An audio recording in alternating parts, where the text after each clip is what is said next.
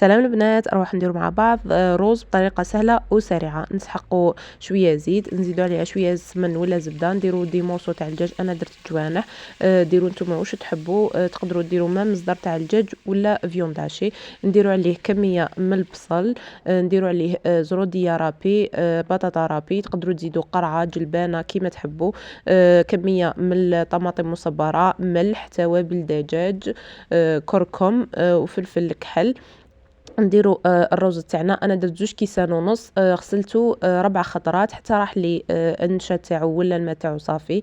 نقلوا كامل المكونات تاعنا مع بعض. انا قلت لكم درت 2 كيسان ونص، مرقتهم ب5 كيسان ماء. كل كاس رز يقابلوا 2 كيسان ماء. نغلقوا عليها مده 10 دقائق، نخلوها تصفر 10 دقائق، ومن بعد نطفوا عليها كامل النار وما نحوش الصفاره، نخلوها نص ساعه ومن بعد نفتحوا عليها. شوفوا كيفاش يطيب لنا الرز على حبه، بزاف هايل ساهل. توجدوا فيه وقفه، ان شاء الله تجربوه. وما تنسونيش بجيم وكومنتير، والوصفه كامله تلقاوها في قناتي على اليوتيوب. تهلاو في رواحكم، باي.